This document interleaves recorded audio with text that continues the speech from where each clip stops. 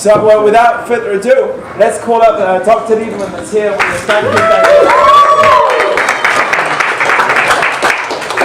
Thank you, Rabbi Jack.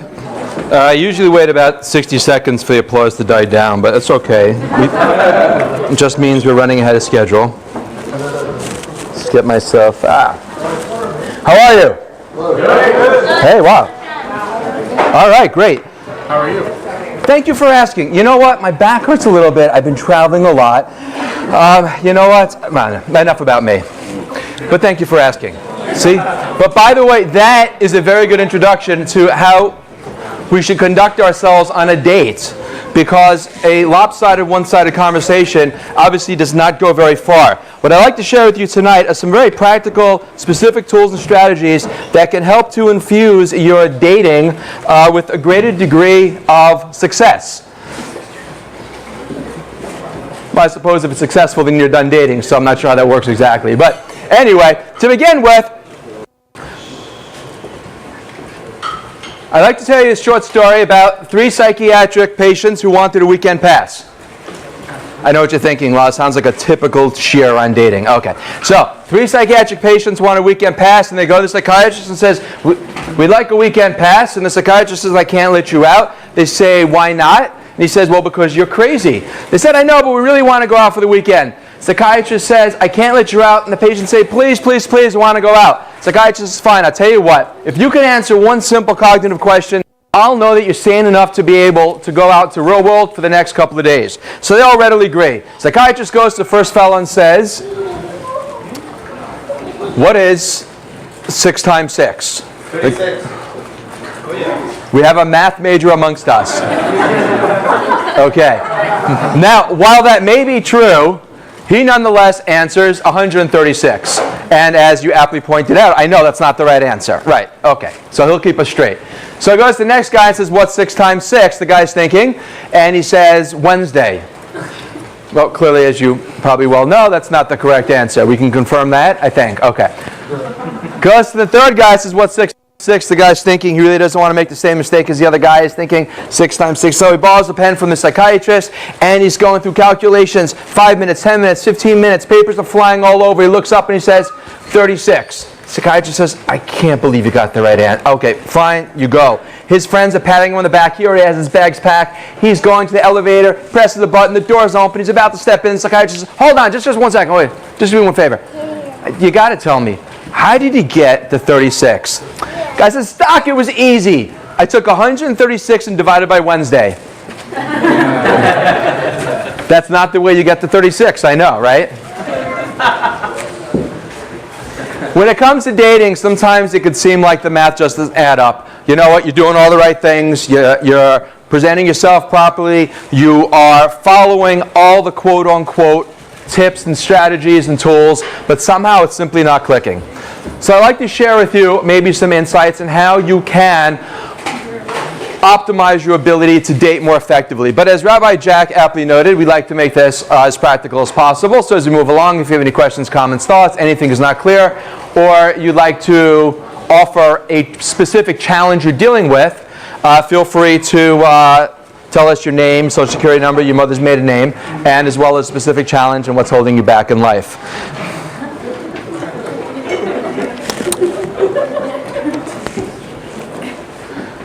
So what some of you probably don't know is that actually when Rabbi Jack mentioned that the walls are listening, I thought, yeah, they are, because the NSA is listening. While it's not a secret, but it's also not something I generally speak much about. But I happen to do a lot of work in law enforcement with the NSA, FBI, and CIA. That's true. I work with them in tactics of interview and interrogation. And by the way, whenever I say that, it's such a killjoy, because suddenly no one knows when to laugh or not. They're like, I'm not laughing. Maybe they'll arrest me or something, or I don't know. So. But the reason why I mention it is because when I do the training in law enforcement about how to build rapport, how to get a suspect to be more friendly, maybe to get someone to flip or to work with you, it's really similar to dating. Because you want to be able to optimize that relationship and get that person to like, trust, and respect you. And whether you're, those of you, many of you probably in sales, and as you know, when you're selling someone something, it comes down to like, trust, and respect. They have to like, trust, and respect you, they're not going to buy from you. When you go on a date, if you like the person, trust the person, respect the person, you're really halfway there, and then some. So what we're going to talk about is how you can go ahead and like, trust, and respect somebody. You'll notice some very good tools and tactics for your own professional life as well as your personal life. So if you don't find success on a date, maybe you'll sell more widgets and gadgets. You got a question? Have you read Chris Voss's books? No, I know Chris Voss, but I've not read his book. You know him personally? Yes, no, he's a good guy. He used to be an FBI hostage negotiator. Yeah, he wrote a book, Don't Split the Difference. But I wrote 12 books, but why mention those? Let's mention his, okay, instead. Cool. Okay? Okay? So since you asked about the 12, yikes. Mazel tov! Roy, good news and bad news. The good news is you don't have to worry about your kids spilling anything on the floor and going, I can't believe they just did that. Rather, your brilliant scholar in residence did that. I'm sure there's a better expression in Judaism than christening the place, but... right? We got to have our own for that, but anyway. But now he's got me speaking in a puddle around these electronics. I don't know about this guy. Sorry, I got a little frazzled by mentioning Chris. Martha. I'm sorry, sir. Thank you. Okay. So, where were we? Interrogation. Where'd you go? You can stay there. All right. So, how to make a good first impression? There's something in psychology called heuristics. Heuristics. Anyone know what that is? Yes. Shortcut. Hey, very good. You know that because? I majored in psychology. You majored in psychology. Very good. But then you thought, hey, you know what? Let me get like a real job and do something that actually helps people, right? No, okay. By the way, stay away from psychologists. A lot of them are crazy. It's what my parole officer tells me. He goes, you gotta... My fifth wife used to say the same thing. She goes, you know what, David? No, I'm kidding. By the way, Rabbi Jack, where are we?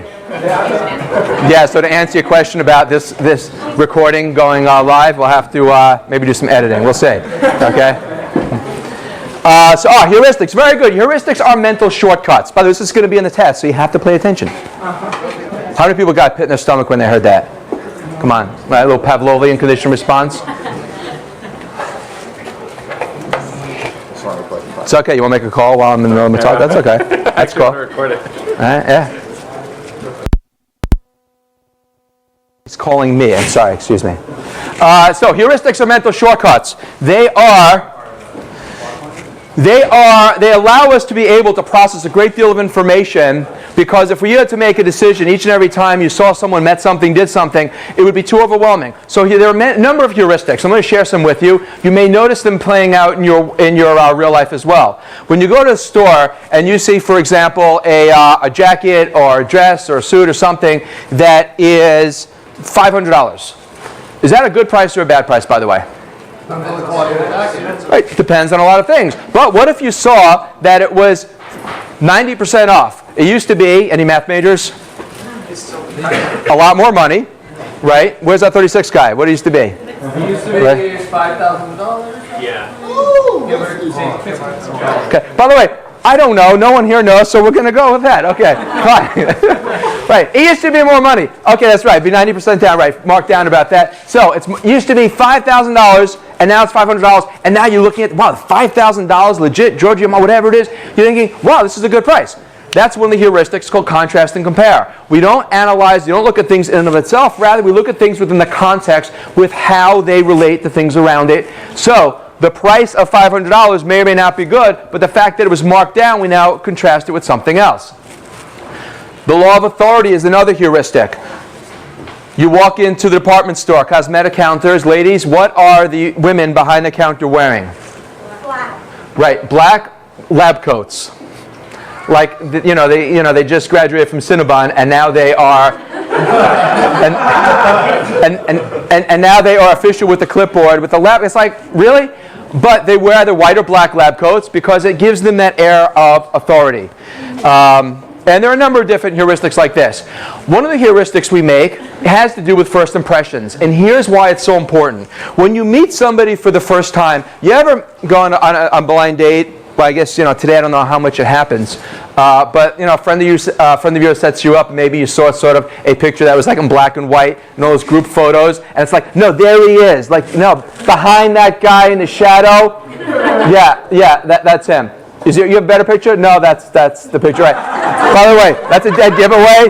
You're probably, it's not Brad Pitt. So you meet this person, and you open the door, and you smile, and then you just think to yourself, I'm going to kill my friend. Nice to meet you. I'm going to kill her. She is so dead. Right? Now, the problem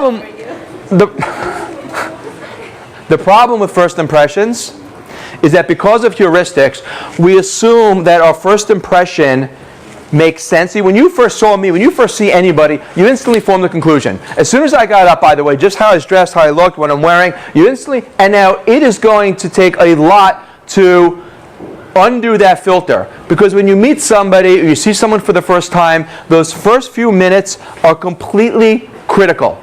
They're so important, because you can give a speech and someone could just walk out in the middle and it's got nothing to do with you, it's him. I'm okay. It is so critical, because as soon as you see this person, everything that happens afterwards is filtered through this lens. So the $1 million question, of course, is how do you make a dynamic, charismatic, amazing first impression? Because for example, like you hear somebody get up to speak, or you meet someone for the first time, or even if you heard something about the person, it makes a very, very big difference, because everything then again is filtered through that. So what are some ways then to make a dynamic first impression where this person is just thinking, wow? Yes, please. Wear a suit if you're a guy. Wear a suit if you're a guy. Okay. Bathing or like regular? Right, like business suit. Business suit, okay. In my day, it was like a leisure suit, and with clogs like 3-inch heels, but I'm dating myself. Yes. Stand up straight. Stand up straight, good, also very good. Open the door for the lady.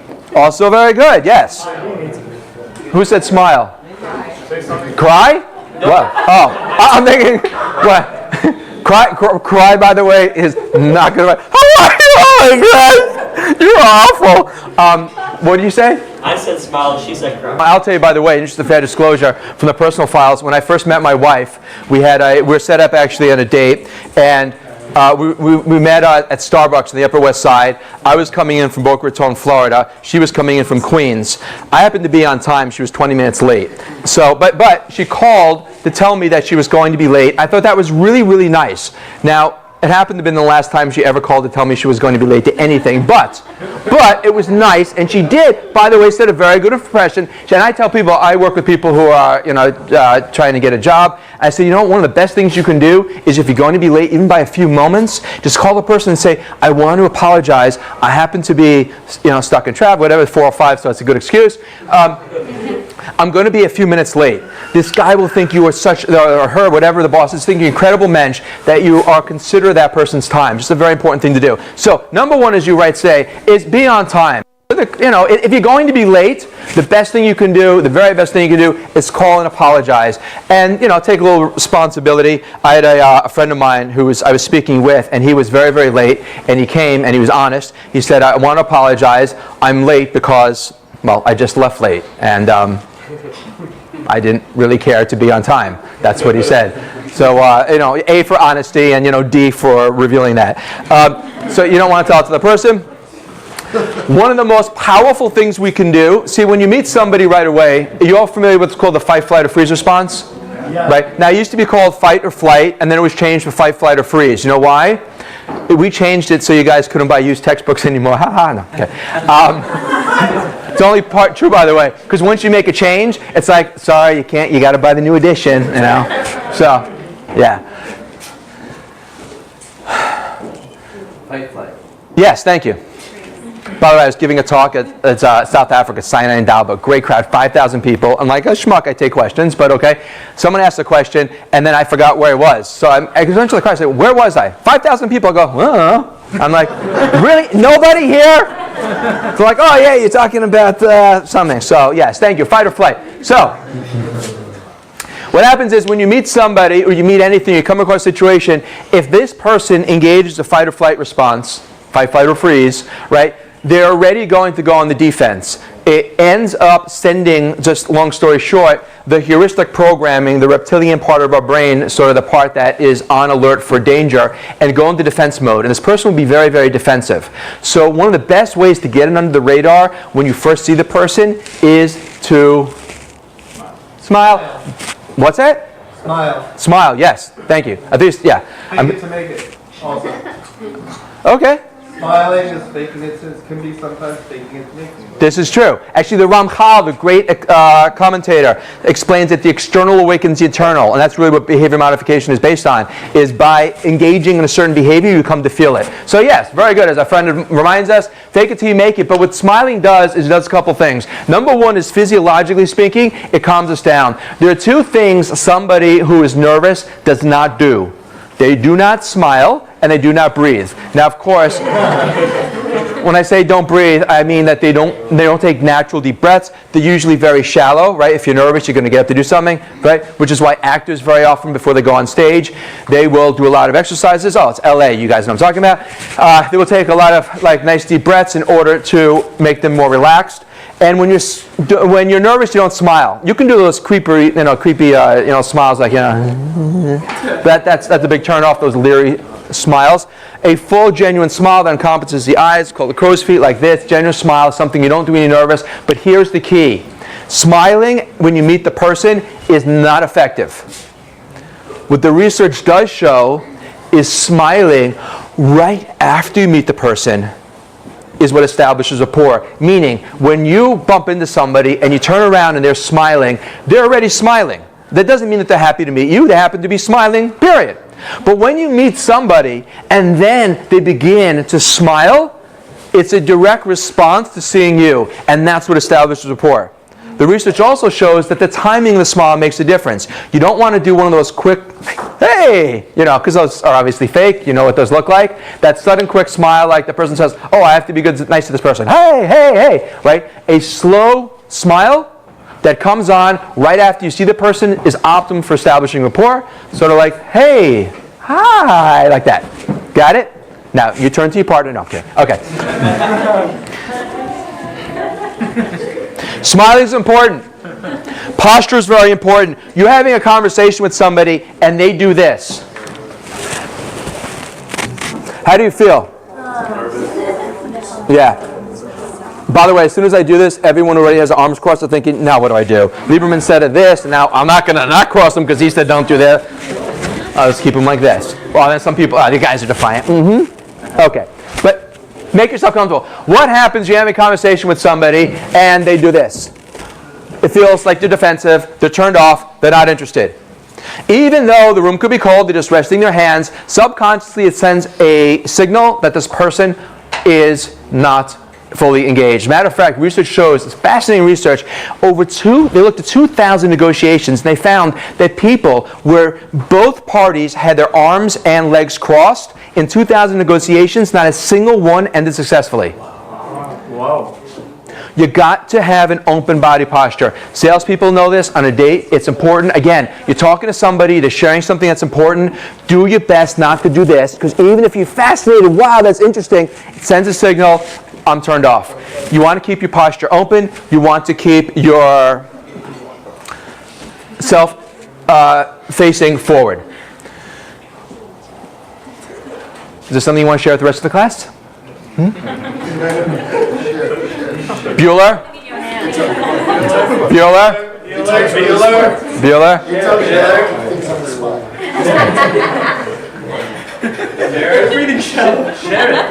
See, you get my references. Thank you. You're welcome. All right.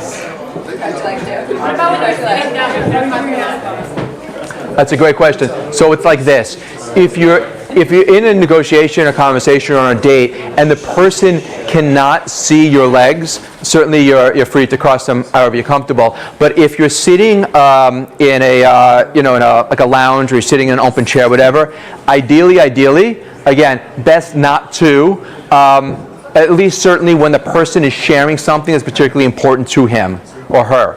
Because here's what happens. You ever the experience of here's another great way to connect, by the way, and one of the biggest mistakes people make in terms of connection. Ever have somebody, like you see somebody, you tell them a joke, and right in the beginning they just stop you and they'll give you the punchline. It's just like, or you'll tell a joke and they say, no, you told it wrong. It's like, really? What do you mean I told it wrong? By the way, that's heuristics, because whenever you hear a joke, the way you first hear it, you assume that's the right way. Everyone else tells it wrong, right? Because the primacy effect. So, when the person is telling a story or they're opening up to you, you want to make sure that your posture is completely, fully engaged.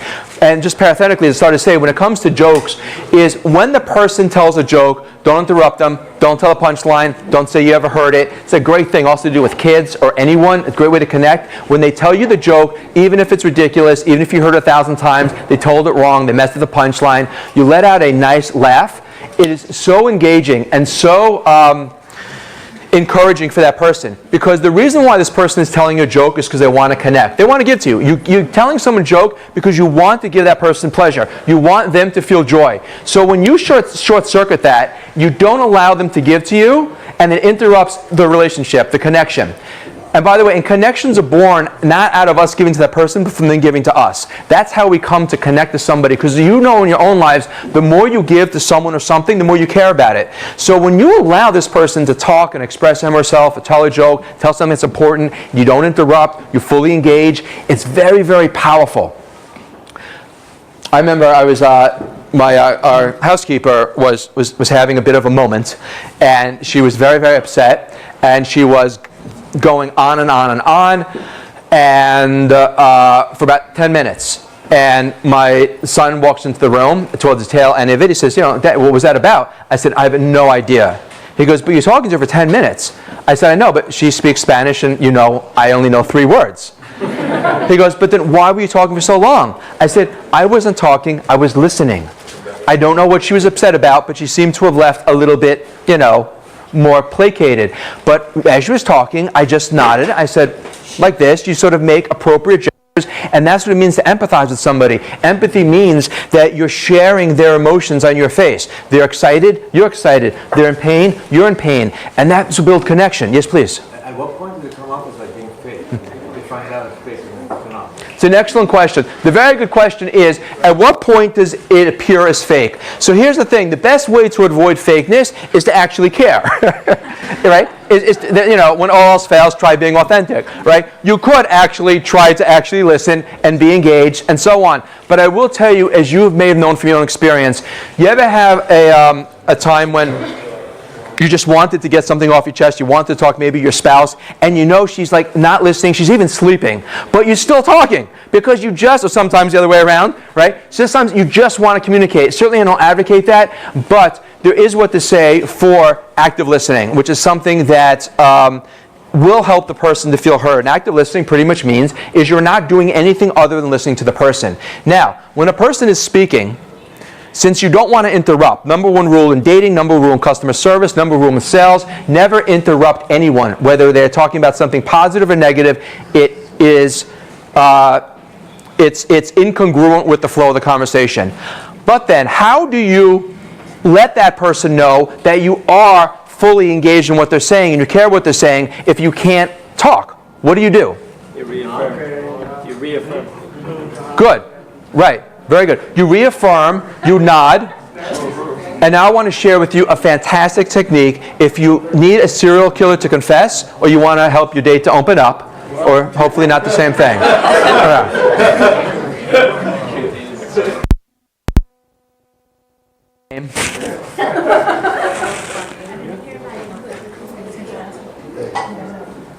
Yeah, I'm going to head and tell you, but first this commercial break. Yeah.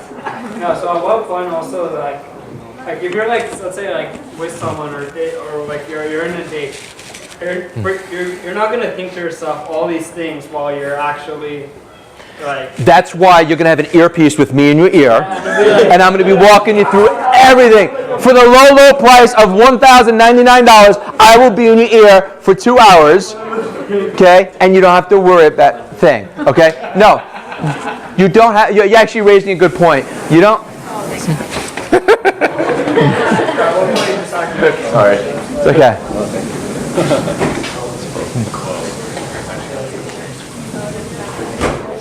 How cool is that? Right. I can see everything. Right.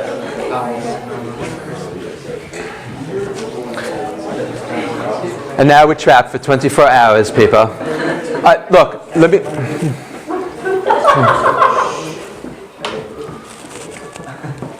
Let me go ahead and answer your very good question, and then I'll go ahead and tell you how to get someone to keep on talking and to continue to open up. So you're saying you can't remember everything. It's simple. Just don't talk and nod. Okay? Pretend like you're a foreigner in a country. You know? But don't bring the camera around your neck. You know? Okay? When you're talking to somebody and there's a pause in the conversation, a great technique will get them to keep on talking. And this is very therapeutic if you're in the healing profession or you want someone to open up. Rather than just jump in, what you do is 3 quick nods. Somebody's speaking to you and there's a little bit of pause. Rather than just jump in, you just do this. That is that subconscious permission to keep on going. Because when a person is sharing with you, they're opening up, they feel very vulnerable. They're thinking, I don't know if I'm boring the guy, or I don't know if they're interested, I don't know if she really likes this, maybe I'm saying this too much, this and that. So as soon as they jump in afterwards, the person's feeling, was I really being heard? But when they're talking, and you know it's true in your own experience, you're talking to somebody, sharing something, and then there's a stop, there's a gap, there's a pause, and they just do this. It gives you that permission to keep on going, and you feel that much more connected. And again, the more the person is talking to you, the more they are going to be interested in you. Very often we engage in what's called impression management, where we try to put on a facade, a show to get the person to like us, which is, there is what to say for that. But the way you really build a connection, the way this person feels closer to you, is the more they share with you. You understand? The more they share with you, the closer they're going to feel to you. Doesn't matter how much you open up to the person, share your deepest, darkest secrets, talk about every medication and therapist you've been to. Big mistake, by the way. Yeah, by the way, I do not be one of those people on the first date say, you know what, if this person doesn't know the true me, then I don't want to go out with him. So you come and you tell them every medication, every procedure, every surgery, every therapist, every trauma and tragedy, and then you wait for them to say, I still love you. It's like going on a job interview, showing up and saying, I really want the job, but just so you know, on Mondays I like to sleep in. Towards the end of the day, I like to have a little, kick back, whatever. It's put your best foot forward. Halakhically speaking, according to Torah law, if you want to sell a car, for example, you're welcome to shine it up as much as you want. You can, make it look as shiny. You can't take out the engine and replace it with something else. That's sheker, that's a lie. But you can present yourself as you should present yourself with your best foot forward, meaning then when you go out on a date, right, go ahead and try to be as positive and optimistic as you can. But let the person engage with you and talk to you and open up to you. Because again, the more they open up to you, the closer they are going to feel to you. What now is the optimal mindset? What should you be thinking in your head on this date? Yes? How to not be dishonest? How to not be dishonest? Well, that's not bad. Sure. Okay, yes. You had something? No? I was going to say confidence and optimism. Good. How do you project? Very good. How to not be dishonest? I would agree with that. Authenticity is very important. But confidence and optimism, how do you convey that? So there are a couple of things that you want to make sure that you're projecting. The only way to project it authentically is to have the mindset. I'm going to share with you how you can have that winning mindset so you can project that aura of confidence and charisma. Number one is this. We all like and attracted to people who are positive. You walk into a room, you go on a date, and the person spends the first 10 minutes kvetching about the traffic, how hot it is, how much the service stinks. I'm telling you, whether it registers logically or not, it is going to go nowhere. Be positive. You ever meet somebody who's physically very, very attractive, but then after talking for 20 minutes, you're like, oh my God, right? No. What? No? How's that? You never met somebody who you thought was really pretty, but then she started talking like a... Oh, never mind. Now I know what you're talking about. I know on the West Coast is a 6-second delay, but... It's not the West Coast, it's the Coast. That's funny, by the way. I got to remember that. I'm sorry. Actually, what was your name? Actually, no, don't say your name because it's being recorded. But I want to say you are a super sport. Thank you. Wait, but sometimes people say negative stuff in order to be relatable. Like, oh, the weather is terrible, you know, to start conversation. I know, it is stuffy in here. I can't believe they closed the door and it's like awful, you know? And this crowd, it's like talking to an oil painting, you know? It's like, do you really like me more because I just kvetched about things? I'm more relatable, I'm human. So, yeah. Right? She likes that you're talking to her. I can relate. Now It's a conversation starter, you know? Right, okay, by the way, you're right, by the way, Shreya, I want you to know, they're both raising a very, very good point. It's a conversation starter. Here's the thing. There's something called a comrade in arms. You ever have the experience of like being away, like out of town, and you see somebody who you never would have given the time of day to in LA, but you see him at the airport in like Chicago, and you're like, hey, how are you? Right? But isn't it a closed-ended conversation? I'm building up to this crescendo. I'm about to get now. I'm sorry. What are you saying? I'm saying it's a closed-ended conversation. You ask how the weather is, you already know the answer. Rather than It's LA. The weather's always nice, so you can always ask that question. But I'm just saying it's not open-ended. Fair enough. You're right. Okay. So. I want to hear where you're going. Where were you going? Okay, I'm going to get there. I know. Okay. So. By the way, great tool in terms of classroom management or in sort of being more authoritative. Here's a rule when you're speaking by the public speaking is you never, ever, ever want to shush your own crowd or class or audience because then it's like you've got to talk over them. What you do instead is you talk very quietly and everyone else shushes each other. Otherwise, you'll lose your authority and credibility. Now, you all have some very good points. But let me just go ahead and just discuss them, and then we're going to go to move forward. So, on this point, I hear what you're saying. We do bonds. Like, you meet somebody, it's like, oh, you like that movie, you like the movie, you both hate the same person. It's something to bond over. I get that. And commonalities and similarities is a heuristic also to likability. We like people who are like us, who are similar to us. At the same time, though, talking about things that are just negative, here's what happens. The entire cadence, the rhythm, the mood of the conversation of that night becomes very, very negative, right? Because as soon as there's something in the brain called the reticular activating system. And let me just explain to you how that works. Reticular activating system, anyone hear of that? My psychology major? No? Okay. So, reticular activating system works like this. The part of the brain right over here, located in the brain stem, and its job is acts as a filtering mechanism of sorts. So much so that there's a rabbi by the name of R.A. Kaplan, not the one that's here, the one that passed away, and he explains that an hallucinogen like LSD, for example, the reason why people go on a proverbial trip is what LSD does is it doesn't expose the person to something that's not there. What it does is it shuts down this filter and allows an unadulterated reality to come through, which is why it can be very frightening because you no longer have any sort of filter. So what the RAS does, for example, maybe you have the experience, let me show you how it works. Maybe thinking of renting or buying a new car or leasing something or getting a new jacket or a new piece of jewelry, new glasses, and suddenly you begin to notice all of that in the road and other people. It wasn't like there were more Lexuses or more this or more glasses, whatever it is, but because it's what's in your mind, you're then able to pick it out of the environment. And that's what the reticular activating system does. Maybe an experience of having a conversation with somebody at a party and you realize there's a much more interesting conversation happening about 10 feet away. You know what I'm talking about, ladies. And you can like mute the person in front of you and pick up that conversation simply by shifting your attention. So, when we talk about negativity and positivity, here's the thing. When you say, I'm going to focus on the positive, you can look for the positive in the other person, you can look for the positive in the night, you can look for the positive in the situation, your brain now is going to hone in on the positive. When you set the tone, particularly initially, for negativity, the RAS is going to be recalibrated to focus on everything that doesn't work, including in the other person.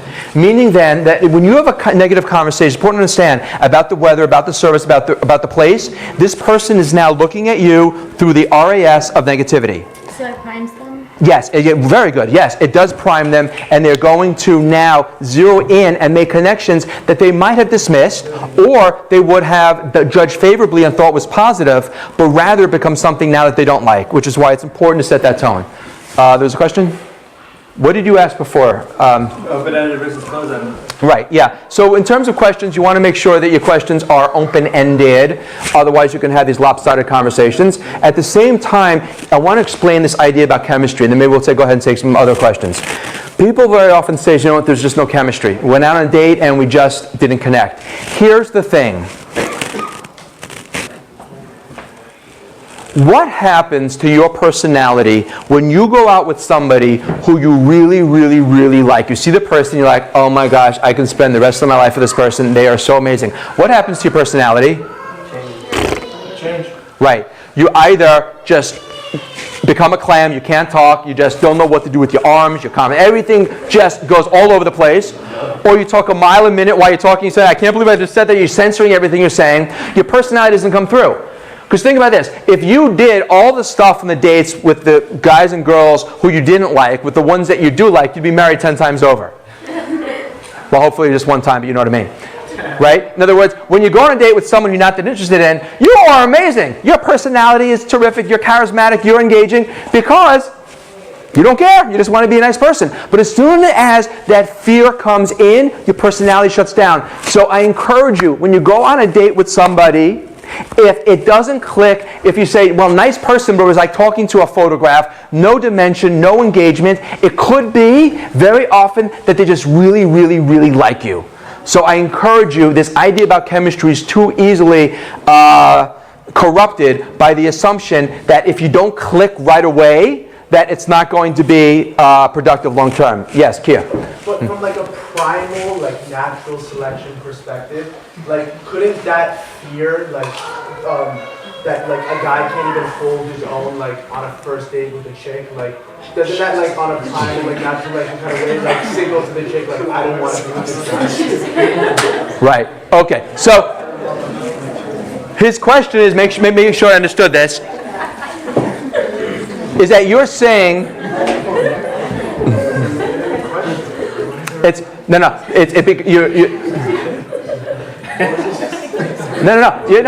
hey, guys, chill. It was a legitimate question phrased in a way that he expressed it. Let's chill. He's my friend. Be nice to him. He's a great guy, by the way. Really great guy. His very legitimate question is, maybe it's just sort of, you know what? If you are you saying that if the guy or is it just the guy or the girl? You're saying from both ends? I'm just saying if a guy can't hold his own on a first date with a girl. Bye. If you're doing that, by the way, you got bigger problems. But go ahead. Yeah. Bad joke. Go ahead. What? No, I'm kidding. Go ahead. Just trust me. Do you want to fast forward through this one? Go ahead. Trust me. All right, go ahead. If a guy can't engage, hold his own. Right? Yeah. On a first date with a girl, if I were a girl, like I feel like on some like primal like Okay. I'd be like, this isn't like Okay, so very good. So okay, very good. Okay, so he's asking a legit question. Let's go ahead and throw it to the ladies, but let me frame it the following way. You go out with a guy who is put together, nice looking, presentable, intelligent, right? Like the guy who just asked the question.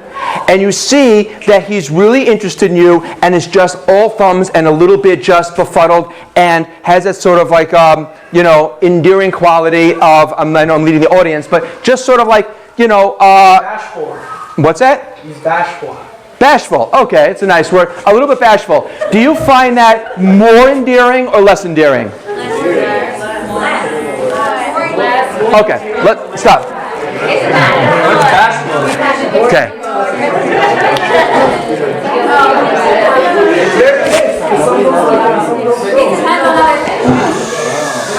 My remote's not working. Let me ask you a question. Let me rephrase it. You're on a date and you're meeting the guy and he walks in like this. Hey, how you doing? Suddenly I made him Italian. I don't know why I did that. Okay, sorry, how's that going? By the way, there's no joke like that. This guy asked the Italian guy at the time, excuse me, you're the time? He's holding two packages, puts one down, puts the other down, says, no, I don't know. There's no joke like that. This woman stops the guy in the street. She says, excuse me, do you speak Yiddish? He goes, yeah. She goes, oh, good. What time is it? Okay. Fine. So the guy comes in just full of bravado, very arrogant, very sort of almost obnoxious. Is that really something that allows you to connect with the person? Yeah. Am I right? So again, let's assume he has a degree of humility. He comes in and he says, or he spills something, or he's a little bit nervous. Do you not find that? You tell me if I'm wrong. Do you not find that to be more endearing? To be more? Yes? Do you really want to marry a guy who's like cocky and just full of himself? More than the arrogance. Okay, right. Give the You know what? The,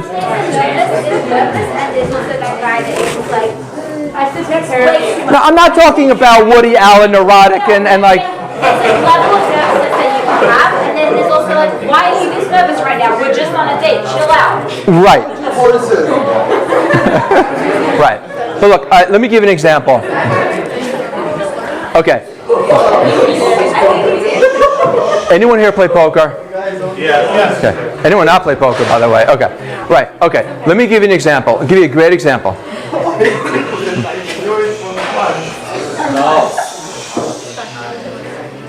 I need a poker player. Who plays poker? Okay. Okay. All right. Good. I got one guy here. What's your first name? Jonathan. Let's say Jonathan has a really, really good hand. He's playing hold'em, he's holding pocket aces, and he sees that there's 2 more aces up, and so he's got this locked up. And you want to bluff. Jonathan, are you putting all your money in very, very quickly, or are you going to put it in very, very slowly? Now, why is Jonathan putting his money in slowly?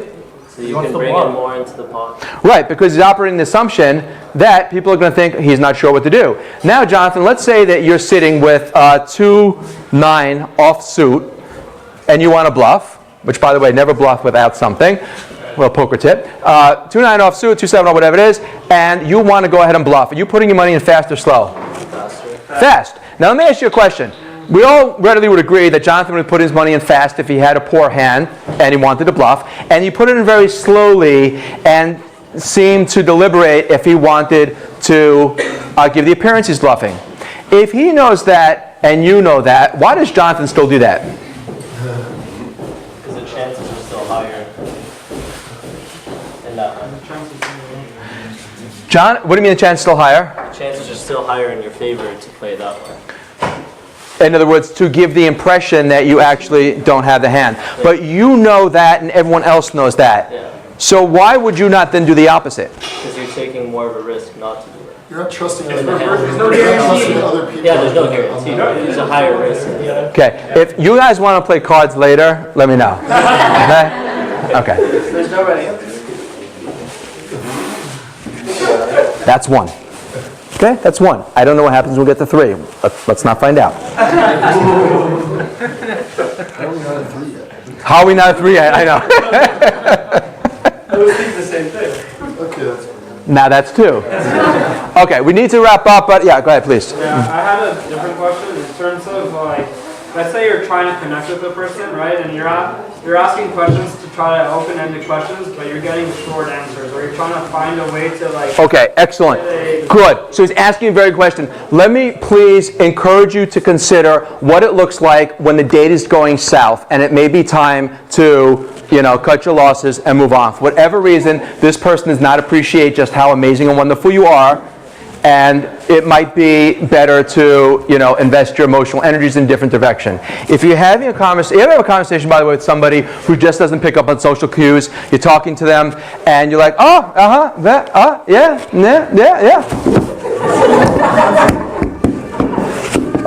they're pretty much running the other direction, and they're following after you. Okay, so here's how to read the social cues.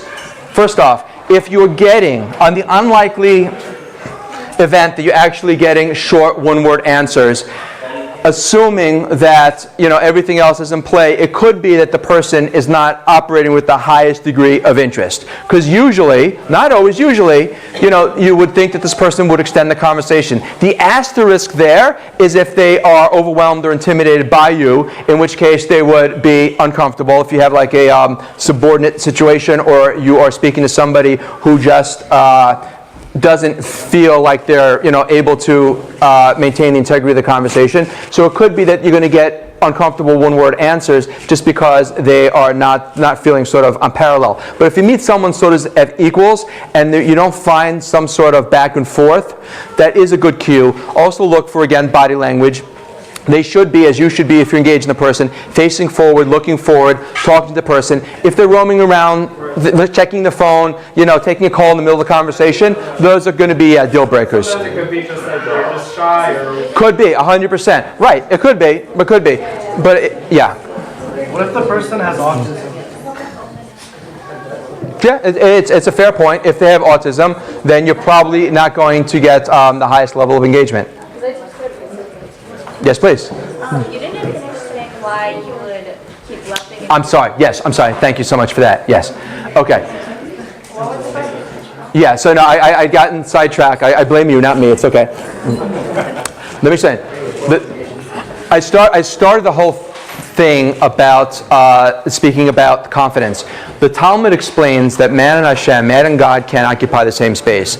If there's too much I to get in the way, there's no room for anyone else. You know when you meet somebody and they come across as being very arrogant, very egocentric, very I-oriented, even though they may have a lot of things going for them, there's no connection, right? What allows for us to connect to somebody else is a degree of humility. When you see this person, recognize that humility is not weakness. Humility is, the Torah tells us that Moshe Rabbeinu, Moses, was the most humblest of men. He also had a direct relationship with God. He spoke to God, saw God, whatever that means. He was able to see reality. His perspective was unfettered.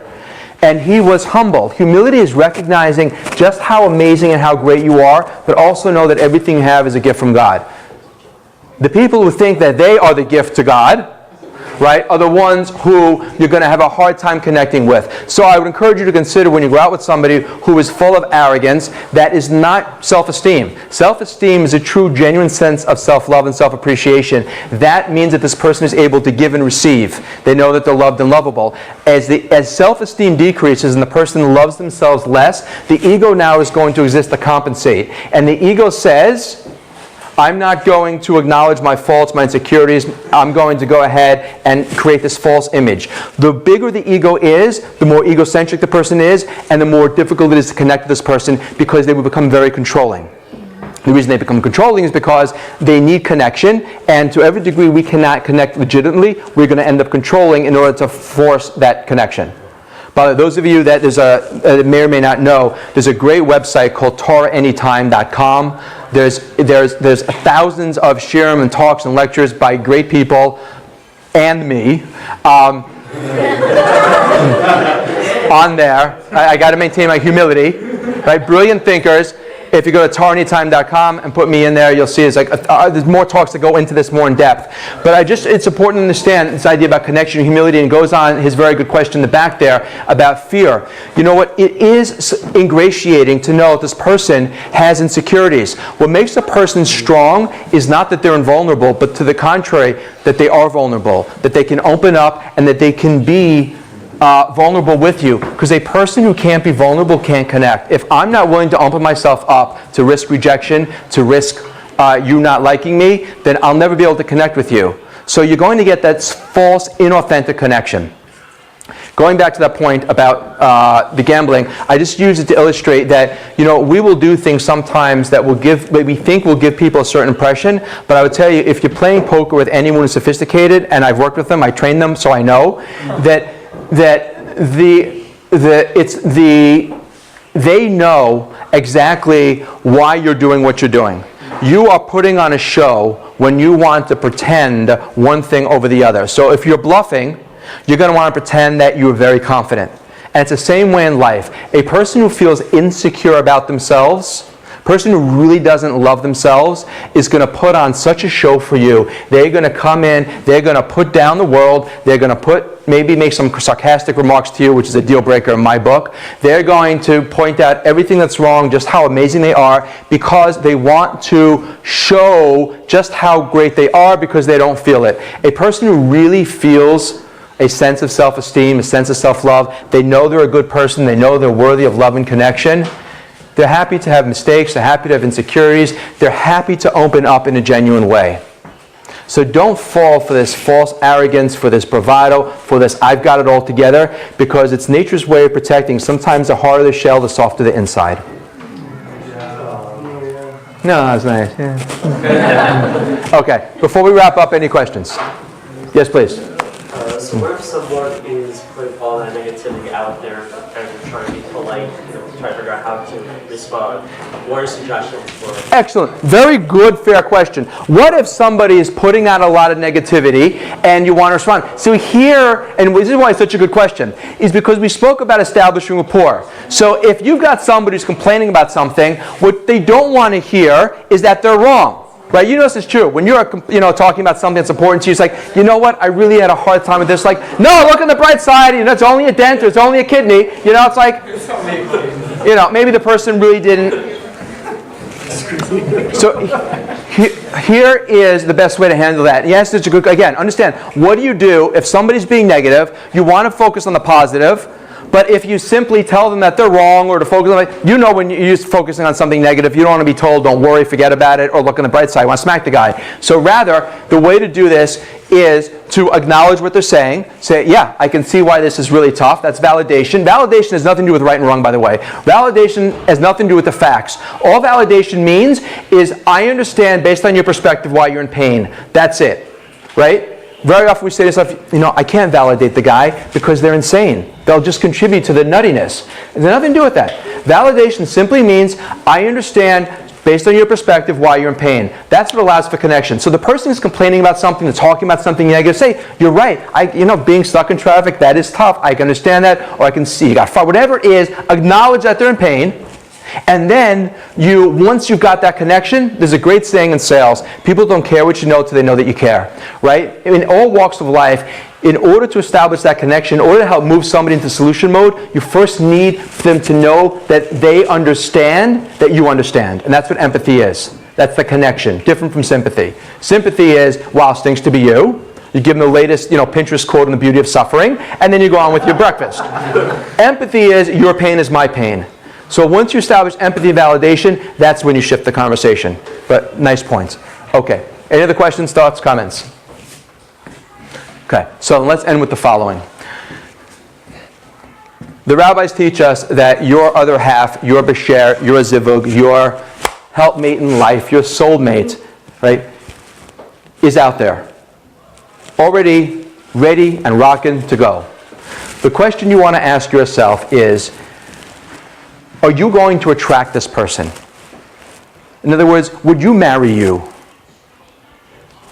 Some people would honestly say, Isn't it fate that you would? I'm building towards my ending climax here. So what? What's your question? I'm sorry, go ahead. Isn't it inevitable that you would? Is it? No. The very good question from our friend is it inevitable that you would? That's not a question. It's more of a declaration of contradiction. So, but no.